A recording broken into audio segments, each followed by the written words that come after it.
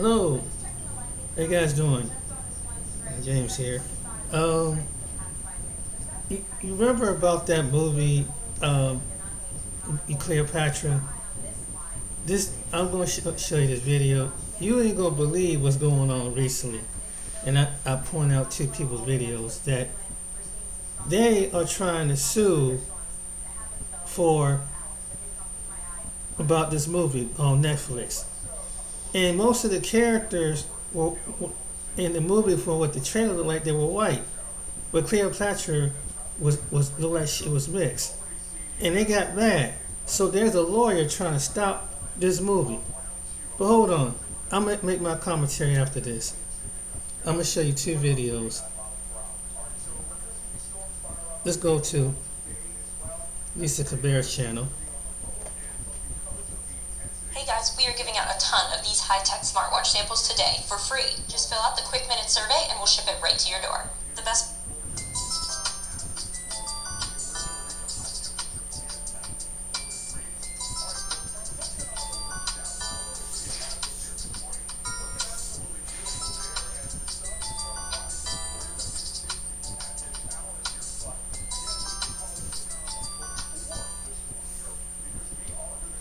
Ladies and gentlemen, here is the lawyer that is suing because Netflix is depicting Cleopatra as a black woman. And I told y'all, these are nothing but the invaders. He is an offspring of the invaders that went into Egypt. Okay? And it's just like everywhere in the world. Wherever a land was invaded, those people feel they should be seen more than anyone else. That's a very global thing, by the way. Yeah. And I mean, I was even reading years ago in the Kingdom of Saudi Arabia, the dark native, the actual indigenous people of that land are not to ever be filmed on TV. You can never see them, but they are there. They are definitely there, but they can't be seen. Only the lighter complected invaders are allowed to be seen. So that's a very global thing that's going on around this planet.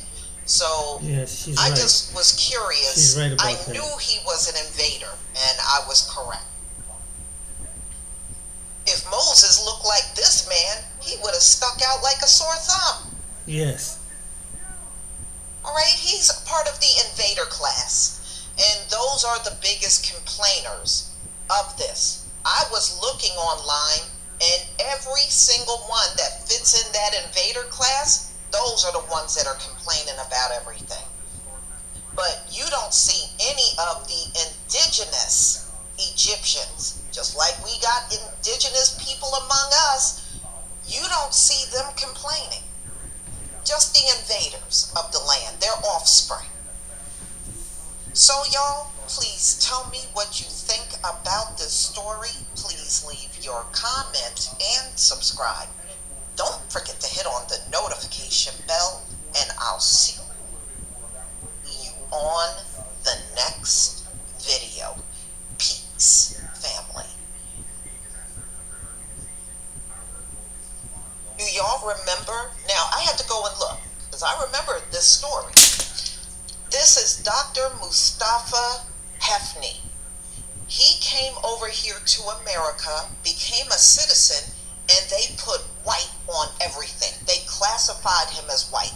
Now, anybody that got a working brain and two eyes can see this man ain't hardly no white man. Okay, he's not a white man.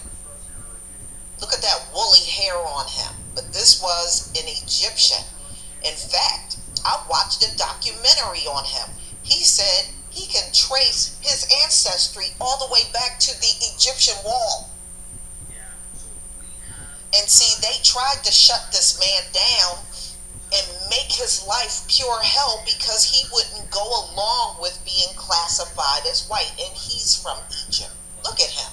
We could sit together in a crowd and he would blend right in. You wouldn't tell, unless he probably opened his mouth and talked, that he wasn't one of us. And remember the story of Moses? If he looked like the previous man, let me go back to him.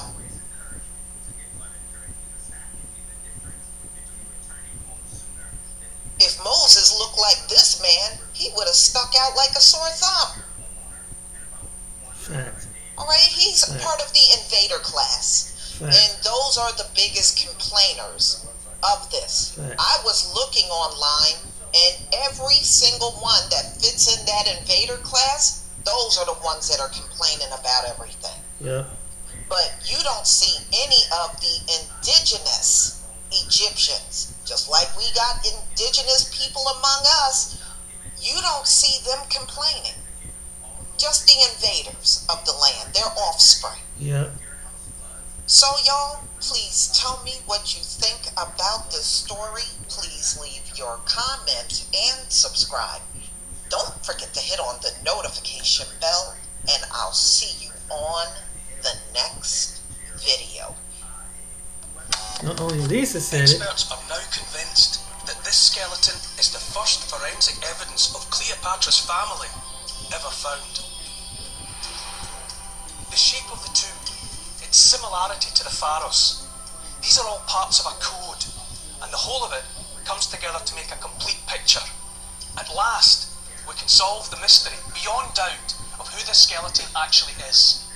None other than Cleopatra's sister, Arsinoe, Egyptian rebel, Queen of Egypt, murdered on the sacred ground of the Holy Temple of Artemis by Mark Antony on the orders of his lover. But of course, what we haven't known until now is what she looked like. But of course, what we haven't known until now is what she looked like. But of course, what we haven't known Here's the until evidence now right here. is what she looked like. Although the forensic team have only an incomplete skeleton, using our virtual template, we can now rebuild the skull.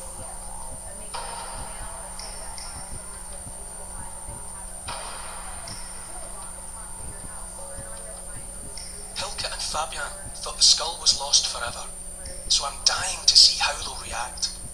I've been looking for the skull for a long time. And we don't have the real thing, but we've got the next best thing, which is a very exact replica. And this is where it should be. May we touch it? Yeah, of course. Of course. Cool. This is really cool. Yeah. Brilliant. Perfect. It's really like looking in her face. Yeah, but this is quite another thing to have the skull of her in your hands. This is a really enormous big feeling. Wow. Well, it's worth bringing To have it home. Yeah. Yes. The forensic team are convinced they've proved beyond doubt that these are the bones of Princess Arsinoe. But rebuilding the skull has unlocked an incredible secret about her ancestry. Now, the problem for me, it's not about color. It's not about white and black. This is a very reductive way to talk about things. This is the way that Americans talk about it. I'm very sorry. Like, I come from Egypt. Egypt has a very diverse color palette. People can look like me, or they can look deeper skin tone, like Anwar Sadat, who comes from a Nubian origin. It's not about black and white. Yes, it it's is. about the Yes, it continuous is. culture Yes, it is. appropriation and falsification of history You will be- that's been done Yes, by it what is. the so-called Afrocentrist movement. Yes, it The is. Afrocentric movement started last century as a way, in a good intention, to teach African Americans about their rich history of West Africa, the great empire of Benin, of Ghana, of Songhali, the great empire of Mali. But the thing is, that's why you find people like Kevin Hart, who subscribes to these theories, who claim that his ancestors built the pyramids. I'm sorry, your ancestors had their own wonderful civilization in West Africa. They are culture appropriating my culture. They are culture appropriating my culture. They are culture appropriating my culture. This is not a work of fiction. This is a documentary. This is a documentary. There is a huge difference. This is not The Little Mermaid, which is like a fictional character where anybody can play anything. Cleopatra came from a Macedonian Greek origin. Cleopatra came from a Macedonian Greek origin.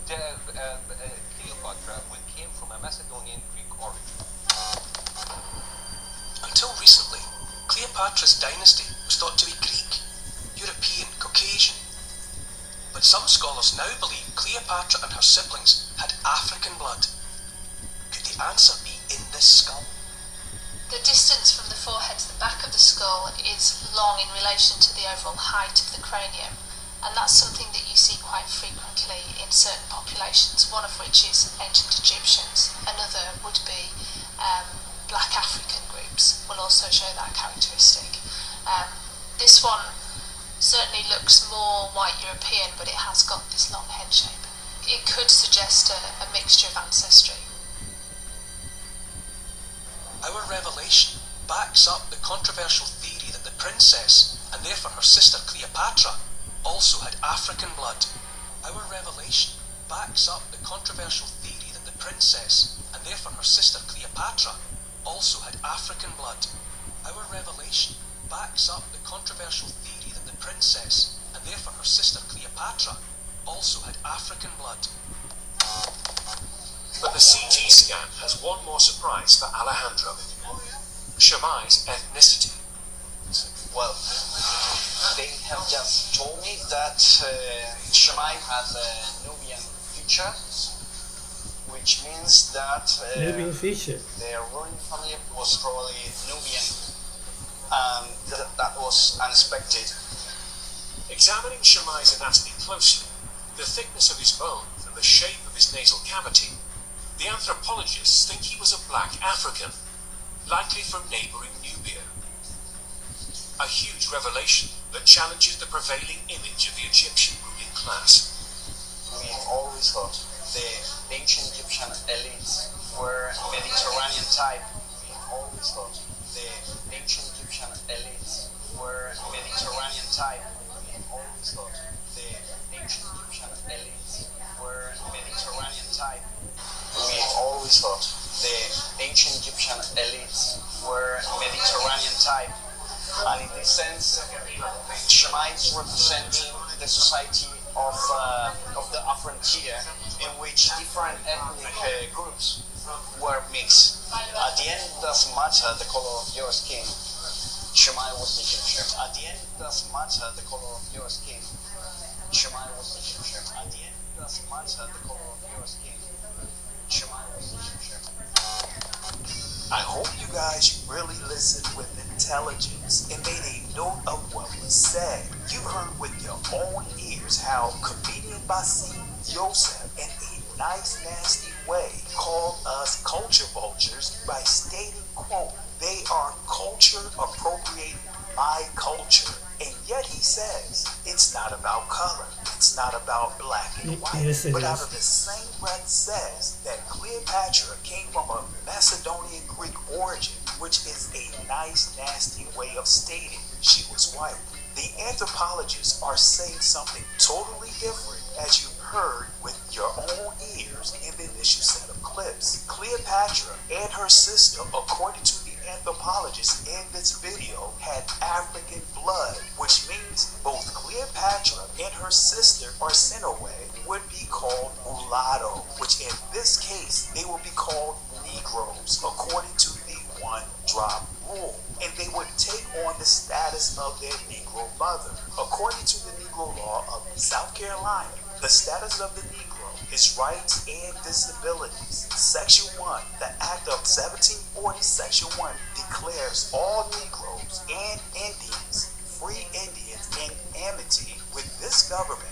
Negroes, mulattoes, mestizos, who now are free, accepted to be slaves, the offspring to follow the condition of the mother, and that such slaves are chattels personal. Section 2, under this provision, it has been uniformly held that color is prima facie evidence that the party bearing the color of a Negro, mulatto, or mestizo is a slave. But the same prima facie results does not follow from the Indian color. This means anyone mixed with a Negro would still be called a Negro. The anthropologist in the fourth clip confirmed that the Egyptian Shemai was a black African. The scientist leading the project was in complete shock as the news was revealed.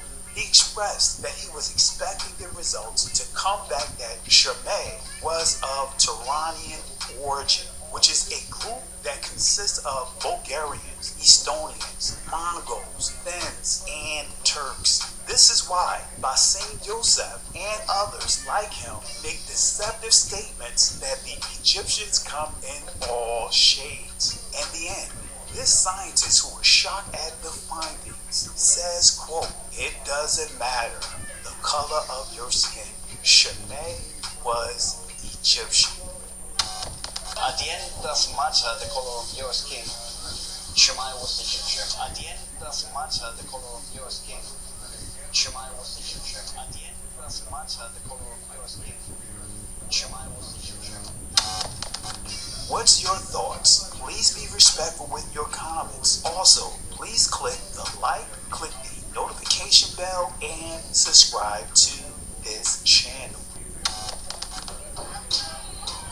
Listen, Genesis chapter 11 verse 10 explains the genealogy of Shem. Shem was a black man in Africa. If you repeat this fact, Genesis 14 verse 13, Abraham steps on the scene.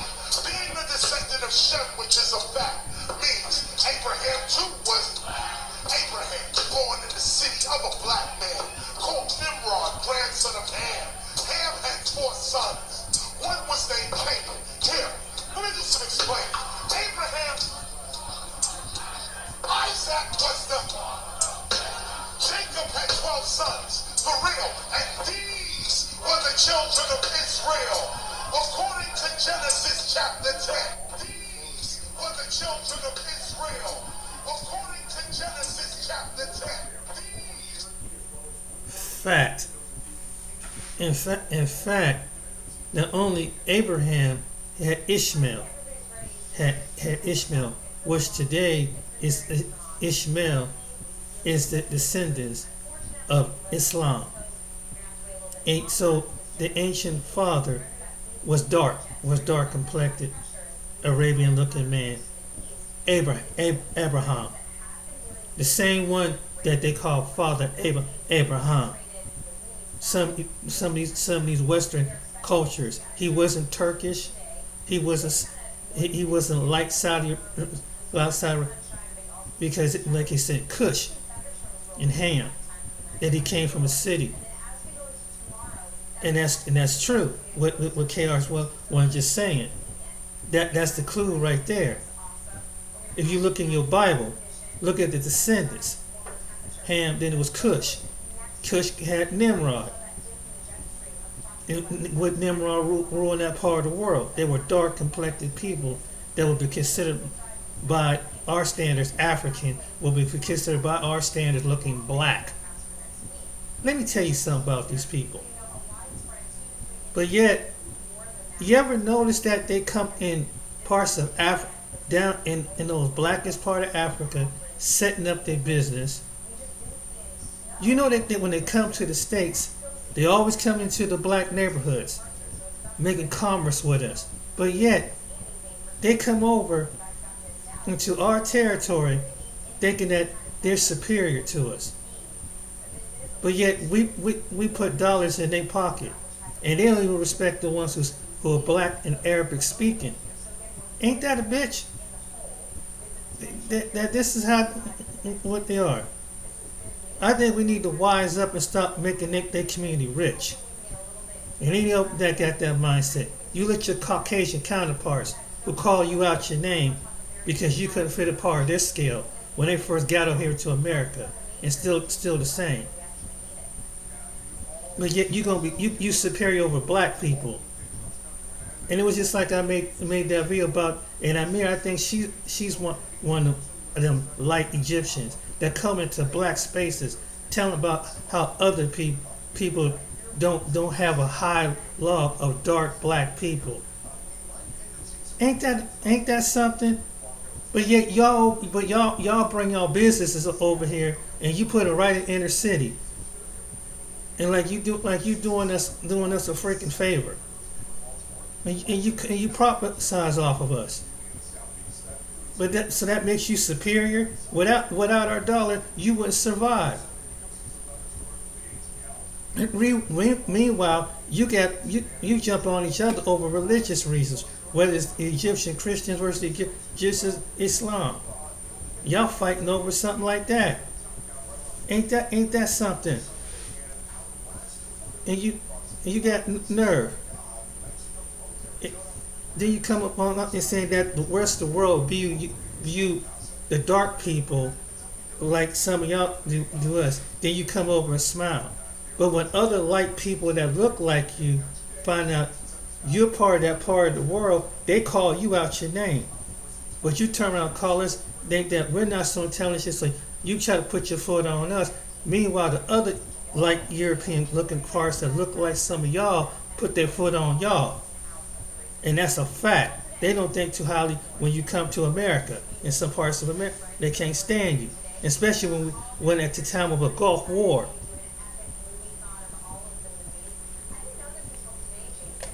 But yet the same ones, yeah, remember the Gulf War? Yeah. They didn't care what part of the world you came from. They didn't care how light you was. These same good old boys that you think highly and you live next door to. And you go to some of your best schools with them out there. But yet when it comes to black people, you want to put your foot on us. When it comes to black people speaking the truth. Can I tell you something, ladies and gentlemen? This is the truth. You know why God put things in parables? Because he knew it was going to be a time doing the whole time. It's going to be like that man like that suing that Netflix. He knew that, so that he told his people who he didn't want to hold is some of us who hold dear to his heart. God loves the human race, but these people think that it has to be on a totem pole because what they've been feed over here in Western media. And this is the truth. But this is with the only people that had problem with people that look like ourselves. Oh no. Oh no. Oh no, I'm about to show you something else gonna shock you. What this young woman went to recently over in Italy. But did you know that even Italians went through some things over here that were lynched too? But yet, again, I don't understand how some Italians think that they're better than us. I don't understand how racism is just keep passing off on the lower classes of people. Then they try to intellectually assault people with some innuendos. But yeah. Let me find this video for you. Because I'm going to show you something. It's going to shock you. Let me find this video. But, that takes a lot of freaking nerve to think that you can come in and talk, think that you articulately can come among us and think that you can assault us. And you know what? And I hope that some of us black people wise up and stop going into these people's stores and their businesses. If they think and let them stop being so superior minded. While they in their native land right now, they want to shut things down. But anyway, I'm going to the next video. This is what this woman went through over in Italy. Who the is GroupHealthQuotes.com? We've helped over 200,000 small businesses care plans from top carriers and save them an average of $2,800 a year. That's a ton of money. So what are you waiting for? Get your free quote in less than 60 seconds. That's super fast. Visit GroupHealthQuotes.com today.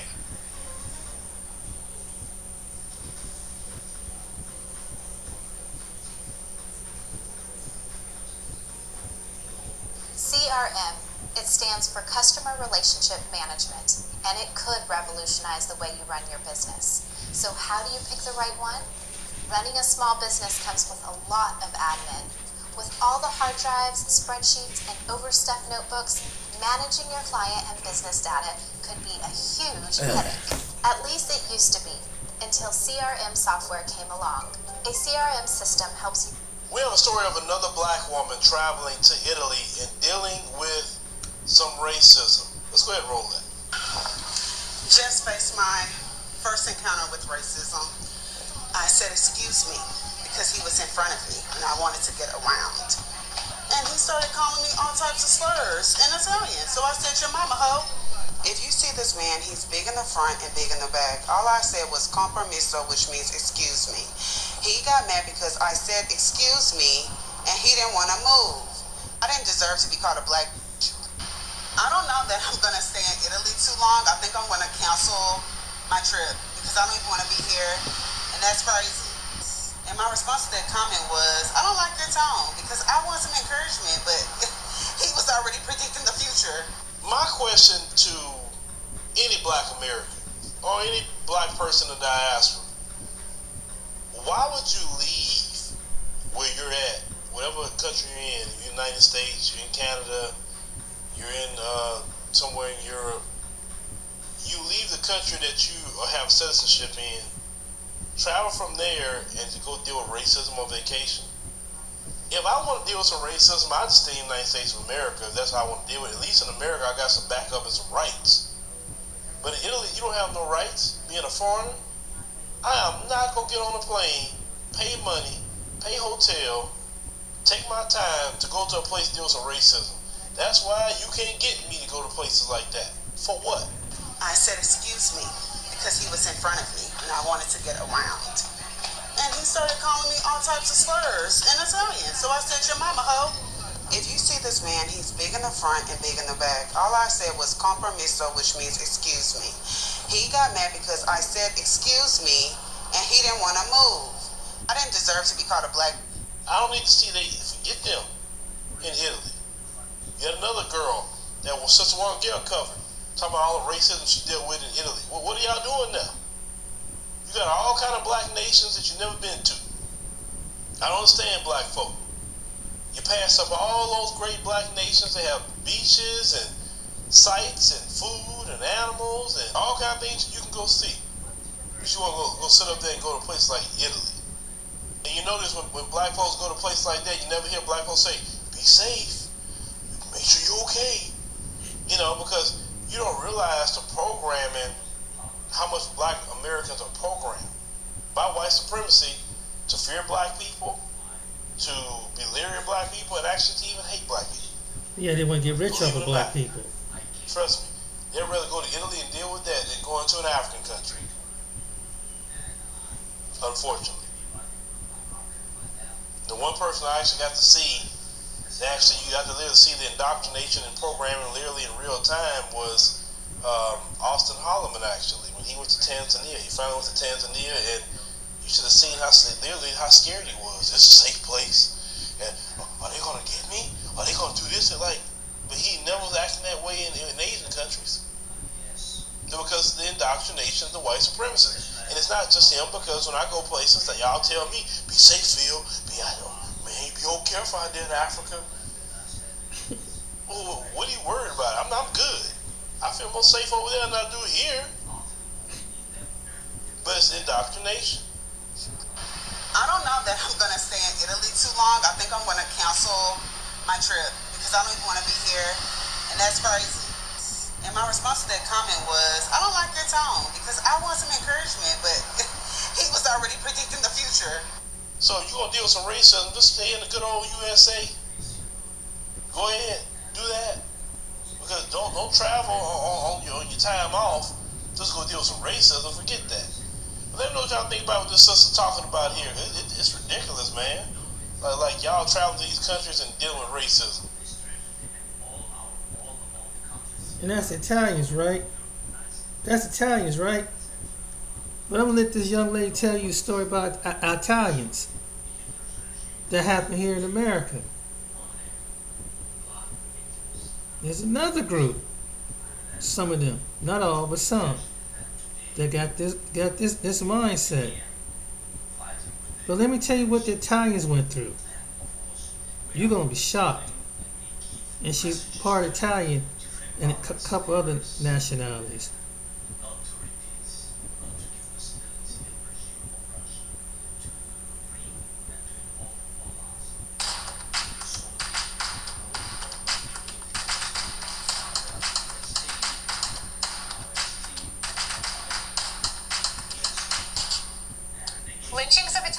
place all over the South. Northern Italians considered Southern Italians racially inferior and too African to be a part of Europe.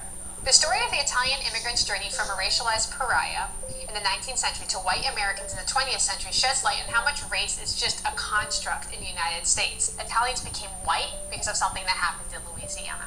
Hi, my name is Danielle Romero, and I'm so glad that you're here with me again on my channel, where I talk about genealogy, ancestry, hidden heritage, and it's amazing how interconnected the world is. Congress had initially envisioned a white, Protestant, and culturally homogenous America when in 1790 it declared that only, quote, free white persons could become naturalized citizens. Waves of culturally diverse immigrants from Europe in the 19th century changed this perception, and Americans adopted a more restrictive, politicized view of whiteness. Because of their darker complexions, Italians, in particular Southern Italians, like my dad's family, were not considered white. This is particularly dangerous in the American South, where Italians were the second most common targets of lynchings, and in some areas were semi-segregated. Italian immigrants, particularly those from southern Italy, like my family, faced racial discrimination in both Italy and the United States. I was able to find some documents showing my dad's great aunts coming over, and on the manifest for the ship, they would mark your nationality. A lot of them would say Italy, Italy, Italy, and for his family it said Italy, and then as a separate designation, South, just to let you know that they weren't Northern Italian. Northern Italians considered Southern Italians racially inferior and too African to be a part of Europe. In the United States, Italian immigrants were subjected to racist stereotypes in books, magazines, newspapers, and faced discrimination in schools, movie houses, labor unions, and public spaces.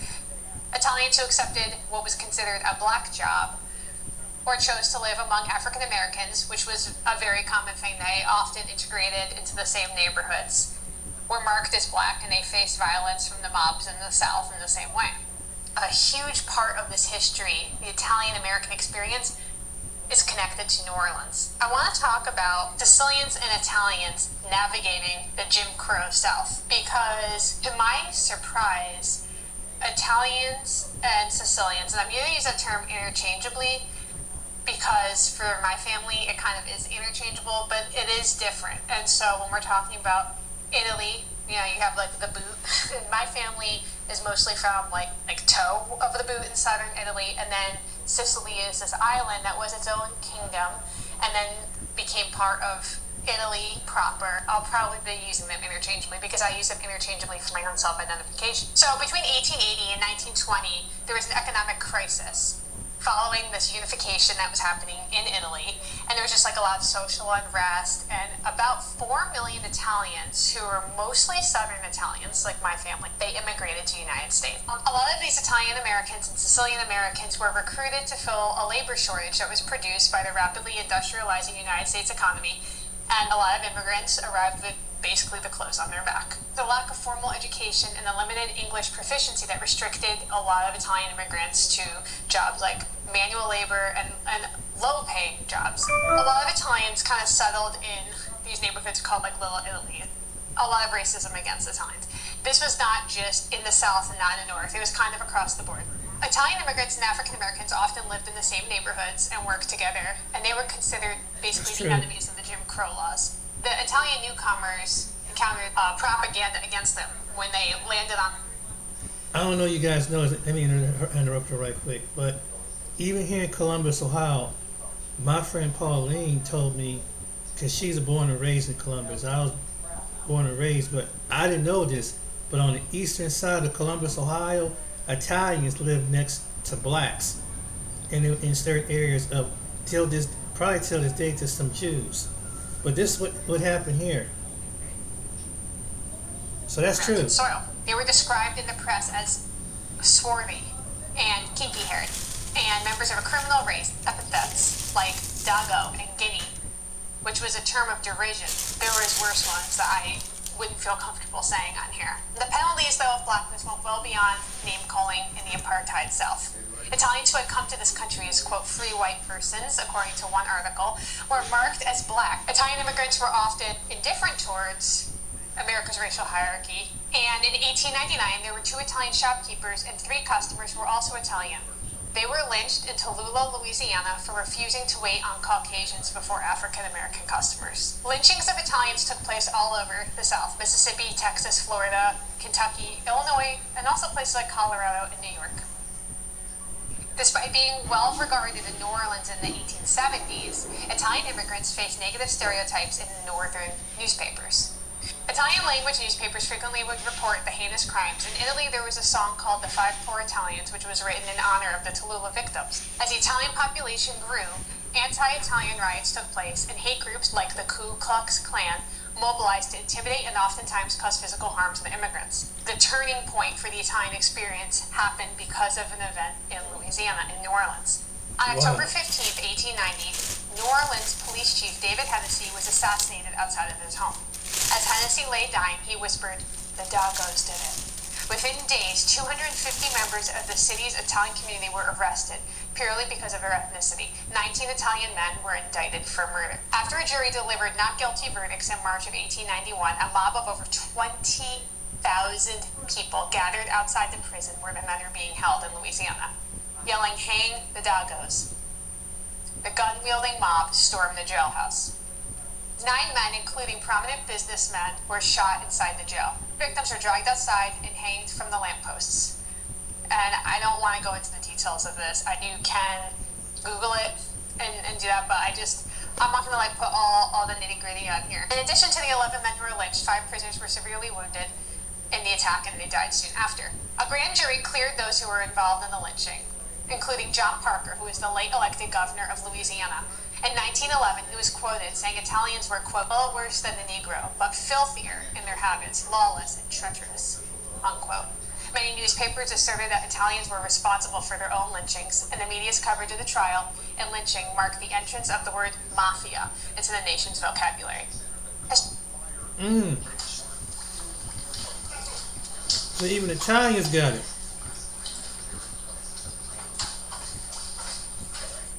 Media's coverage of the trial and lynching marked the entrance of the word mafia into the nation's vocabulary. Historians have shown that America's response to the lynching was influenced by racist stereotypes about Italians that was propagated in northern newspapers. Italian immigrants were initially welcomed in Louisiana after the Civil War to replace the emancipated black laborers, but their proximity to the African American led to them being viewed as not fully white and now eligible for persecution, including lynching. Darwinists assert that Italians were a subhuman race, the, quote, "missing link between humans and apes." Wow. The caption of this cartoon, published in Life magazine in the early 1900s, is meant to be read in broken English with an Italian accent. The Italian shoeshiner, or WAP, possesses ape-like features, carries a stiletto knife, and is of low intelligence and childlike in his reasoning, and eats garlic and spaghetti. You know, it's kind of interesting to me when there's this attempt from one group to kind of degrade another group. It's kind of just like the same playbook, right? Every single time.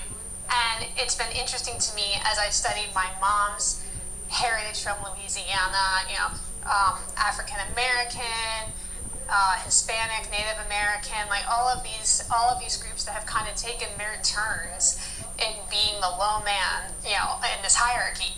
To preserve the American racial structure that was made to exist, the United States passed the Immigration Act in 1924, which established quotas for the admission of immigrants and that banned immigration from certain countries entirely. While earlier legislation just placed caps on immigration, the 1924 law sought to further restrict immigration of Southern and Eastern Europeans and Africans, and specifically ban the immigration of Arabs and Asians. The law reduced Italian immigration by 98.7%. So basically, no more Italians were allowed to come over after 1924. Okay. This political cartoon from the era reveals 2 of the act's primary targets, which was the Italians and the Chinese. How did Italians become white? You would think with all this animosity towards this group and these attempts at keeping them from coming over, it totally shocked me, and I realized that Italians became white because of something that happened in Louisiana.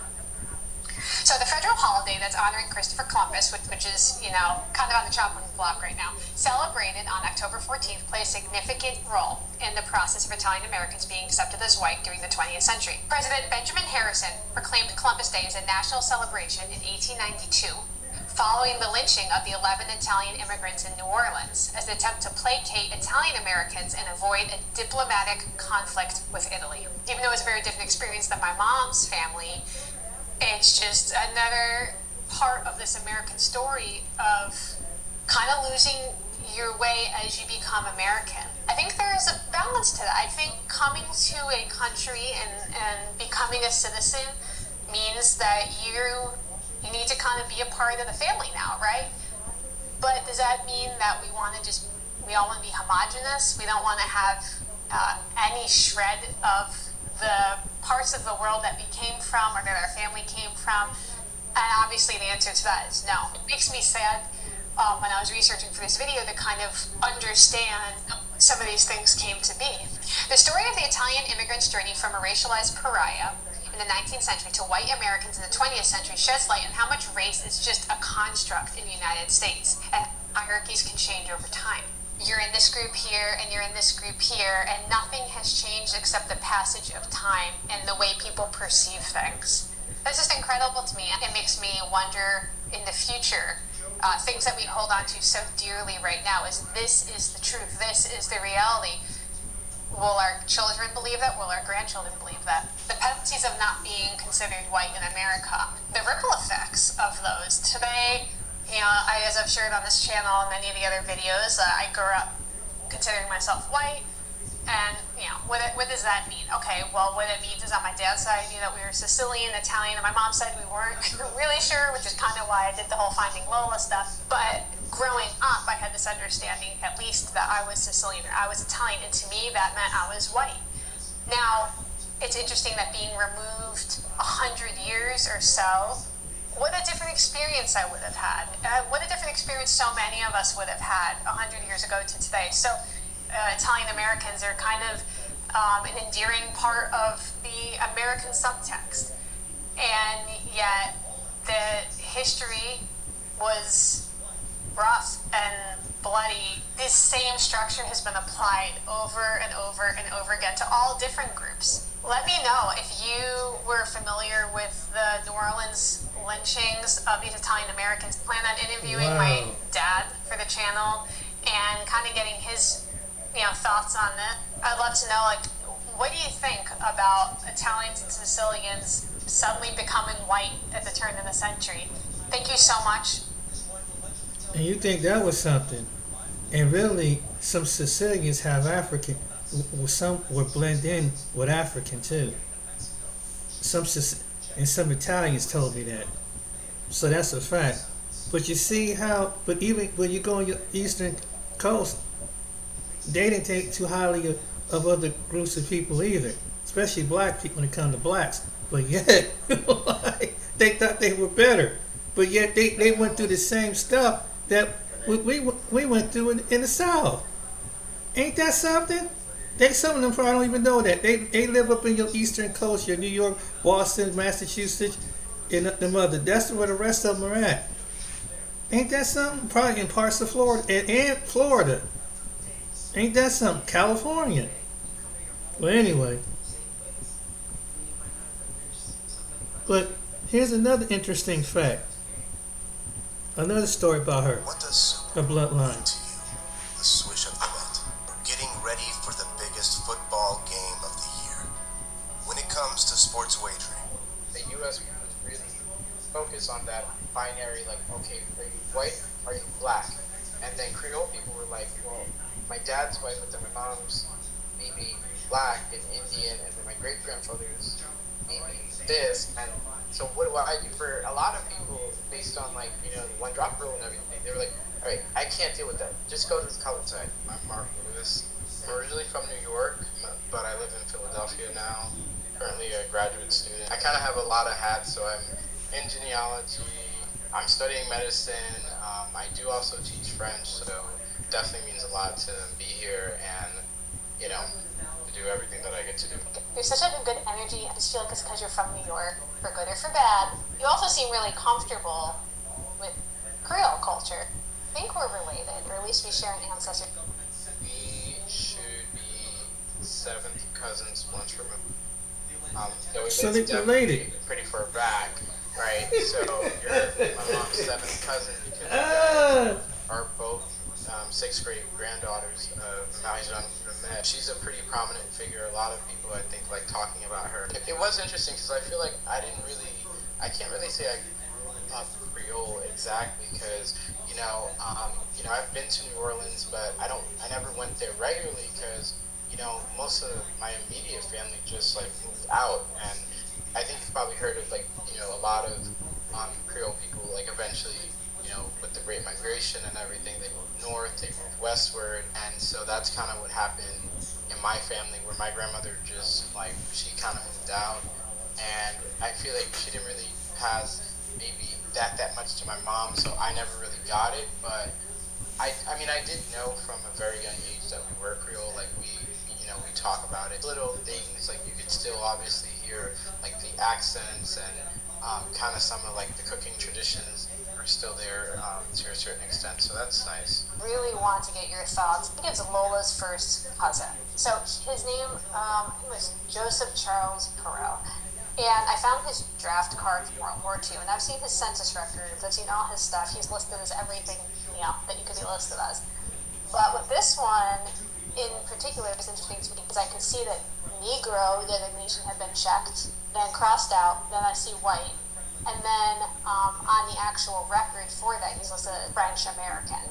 I'm like, that's a lot of stuff that's happening on that card, where race is changing. I think the draft cards are amazing, especially to get that sort of insight on people that we may not know too much about. And a lot of people, even if they did not fight in the war, they still had to fill out those draft cards. To my knowledge, it was just kind of someone filling it out based on what they saw, what they knew. It does get a little weird sometimes where, I've seen it for some of my family members, very interesting things, because they get very descriptive, which I like. One of my distant cousins is listed as Negro, but then he's also listed as his skin was light, brown hair, and blue eyes.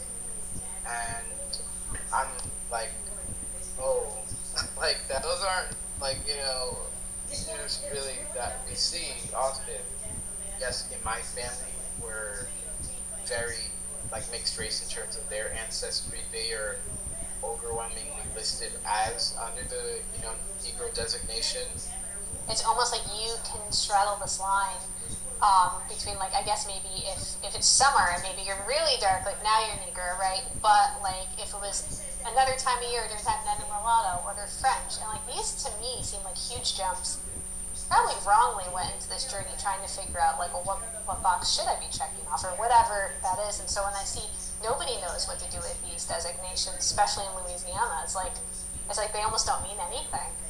I don't know. What's it mean to change your race? You can't, right? This is why sometimes I really found looking into instructions that maybe census takers were given. Right, a couple of years ago when I first was looking through some of the census records, I noticed I was like, wow, why is everyone listed as black in 1900? That's so weird. And I have I saw pictures of people from people's trees who were listed as black, and I'm like, not even mulatto? That's insane. Because that person is clearly overwhelmingly European.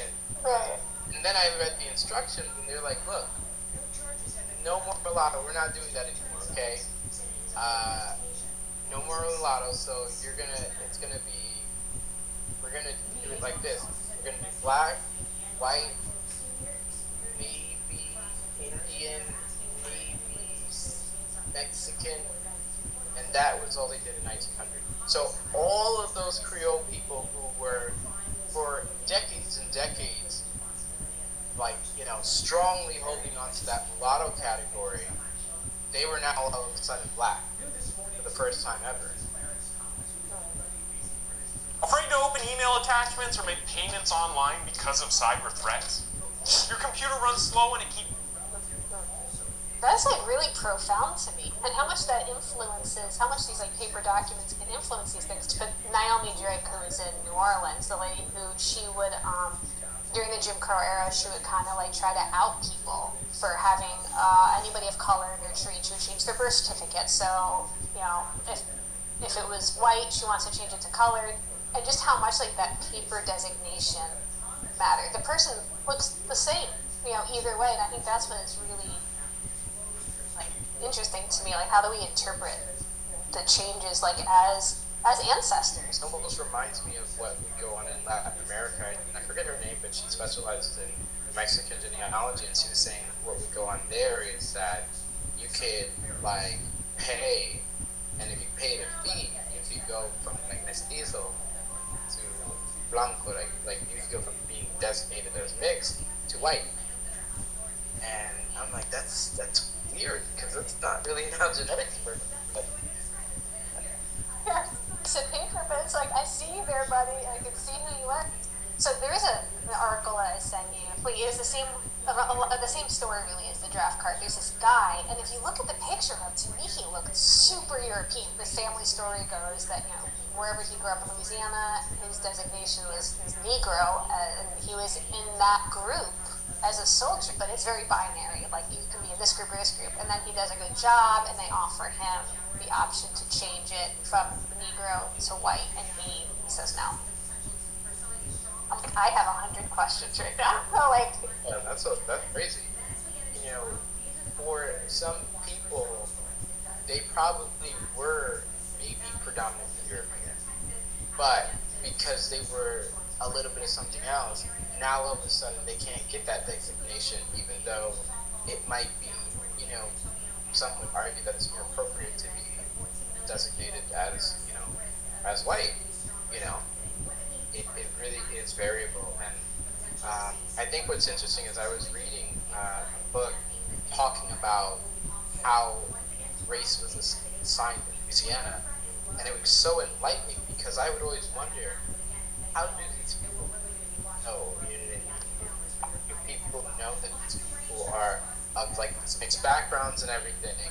And then I found out that what they would do is the government had a list of surnames that were on kind of like a red flag list, which I think is insane. But they had like a red flag list, like, oh,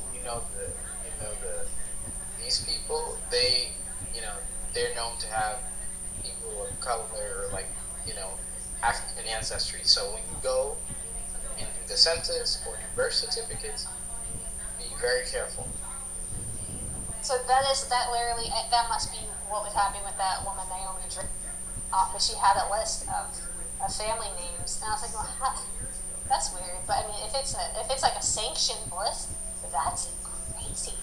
Yeah, and I think it's very odd also for people who are maybe not of mixed race, but they just have that name, because then how does that work?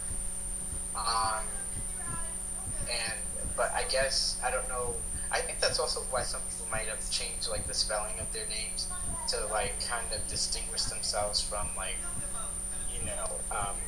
the other people who were more, I guess, less European or something like that. Clearly our family did that, because it used to be Perot, P-E-R-O-T, and my aunts were telling me Lola would always make them spell Perot for her. Like, she wanted to make sure it was spelled right, and she wanted it spelled the French way, which is the P-E-R-R-A-U-L-T.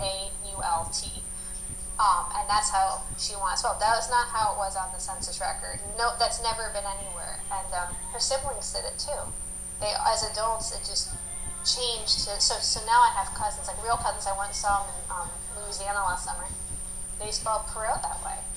And it was interesting just seeing the difference. And I was like, well, why is your name different? Why is it spelled different? And they said they thought a priest told somebody the name was wrong and they should change it. The lengths I think people go to be who they want to be, or I don't know, maybe be who they think they are. And I feel like a seed was planted in some way of like, it's not okay to be who you are, even if what you want to be has changed. It's like there's this seed planted. I mean, it's complicated, and I don't know if you're aware, but you could edit, do suggestions for documents on Ancestry, for example. And I've seen a lot of people go in, and their ancestor was maybe listed as like Negro or mulatto, and they edited and put white. Wait, what? Wait, yeah. Like right now you can do this? Yes, you can. But you can't edit copy. The information is like written out in a perfect. Yeah, and I've seen a lot of like if I look at some of my like a little bit distant cousins, who I knew were, you know, of mixed race, their descendants went back and they were like, wait a minute, and they put white. I know, like, if my second great grandfather, like, if he, like, I don't even think people are aware of what they were being put down, because if he saw that he was being listed as that, he probably would have like chopped his head off or something. He may be listed as black or Negro, like he didn't know.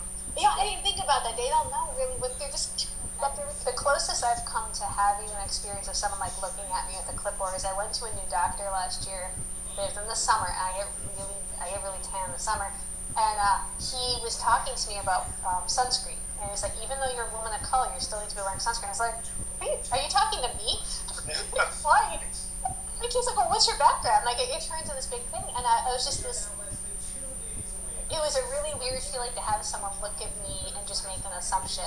If it hadn't come up, you'd be, no, I don't know what he's writing on that clipboard. People are just like knocking on the door and they're like, it's just like, you know, that's just kind of how it is. And, you know, I mean, I don't like, it's crazy because I know he probably didn't know, because I'm like, there's no way you could react so bad to your daughter marrying a black man and you're being listed as one. Like all your documents, you know, you didn't know prior. It probably is very just to find all of this. And then even if you are just doing like paper and looking in the documents, and you know yourself and everybody else in your family is white, and now you're seeing one of your ancestors listed as black, you're gonna, maybe that's why they changed it. You know, maybe they legitimately don't know and they're confused and like, wait a minute, we're not black, so like, I mean, you know, that's probably. Well, there's just like a lot to work through with all of this still. So seeing a card that says like, you know, okay, so he's Negro, no, he's not Negro, he's white, and like to make these big jumps that you're not really making any jumps. You're still sitting there looking like you're looking. Like, I don't know, Dad, we got this. I'm gonna stop it right here. Ain't that something? But some people, it's America. We all are humans. We're all human, everything. Yeah, some of us think that we're human. But when it comes to ethnic background, it always a totem pole. Goes back to history. So here she got Creole in her background. He got Creole in his background, and they related. But yet, you have some Italians that are prejudiced against black people. But and some Sicilians is too, but they are part of the people. Then they experience the same thing as black people in New Orleans. Ain't that a bitch? See, nobody don't want to be of the race. But let me say this in time. But in the book of Revelation, what's bought is always been the darker races. It's gonna flip back up. Watch. And if black people get their reparation, everybody gonna want to be black then. Everybody gonna want to be black. Because it's a class thing. And it was ever supposed to God release that to, like he did to the children of Israel. I bet you the same people that would disown black people want to be black all of a sudden. Tell me if I'm lying. Tell me if you will have everybody, Arab and everybody. Well, you said that you said that them people were the lowest pole. Watch. I pray that happen to us, man. I pray that God let that happen before we all leave this earth. Because this race does matter. And America is the foundation of apple pie racism to every group. That's the truth. That you had to pick a race. You had to pick a color. That's how subconsciously it is. And you think that spirit have left? It still roam till to today. Generation after generation after generation. So a lot of these people being prejudiced against another person could be being prejudiced against, talk about their own ancestor. It comes back that you come back to the Negro. So it don't matter, it's the light Egyptian to white to light Italian, light white, light anybody. It all comes back to black people. To the person who is dark complected that came to the part of the world. And they don't like that. They don't want to think that because they want to keep the class up. In all these different civilizations, even in Latin America, they want to do the same thing down there. They want to do the same thing. Color does matter. No matter what language, it goes to show you some people find color matters. Because white supremacy put it all in the world. Put it in the Arab world, put it in the Latin American world, Asian world, East Indian world. That's what it comes down to. That's what it comes down to. Yeah, we all say that we're human. Some of us say that we're human, but among every ethnic racial group of people, or the other ethnic group race, there's racism among darker complected. Gandhi was a racist in India. But you got some Indians so dark as black and don't even like black people. For some particular, imagine having another group of people about dark as you. So it ain't about skin complexion, but you take the same dark East Indians and put them in other areas, they'll get discriminated too. Oh, we're not like them Africans or them blacks over in America. You don't understand the way the racial construct is. But it's all stupid anyway. It's all stupid anyway. You don't understand supremacy.